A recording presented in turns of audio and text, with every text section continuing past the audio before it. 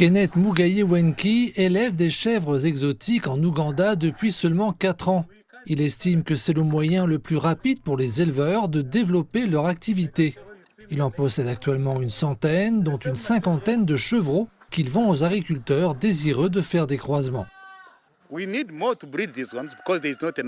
Nous avons besoin de plus de races, car celles dont nous disposons ne suffisent pas.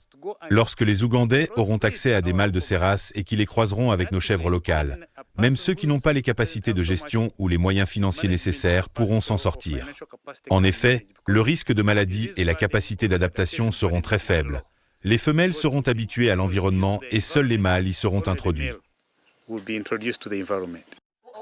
L'industrie caprine ougandaise est principalement composée de races locales d'Afrique de l'Est. Ces races grandissent peu et ne produisent pas suffisamment de lait. L'Ouganda vise désormais à améliorer sa productivité grâce à des races exotiques provenant de Chine. Les chèvres à grandes oreilles sont une race clé qui sera utilisée pour transformer le secteur de la viande et du lait en Ouganda. Elles sont connues pour leur croissance rapide et leur capacité d'adaptation aux conditions climatiques. Elles peuvent atteindre 150 kg contre seulement 50 kg pour les races locales.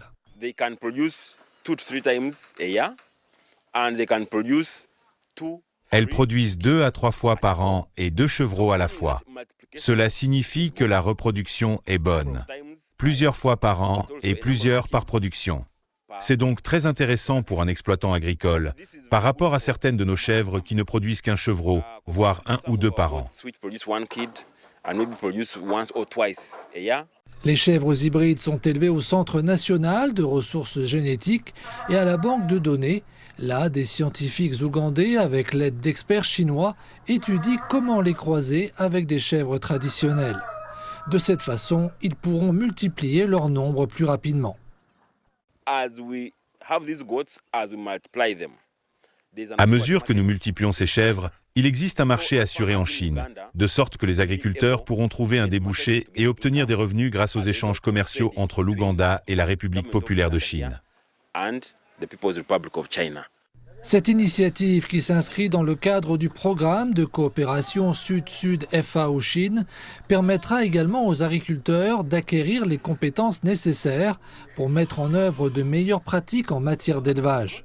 Les éleveurs comme Mugayi Wenki sont impatients de tirer parti de ce programme afin d'accroître leurs revenus.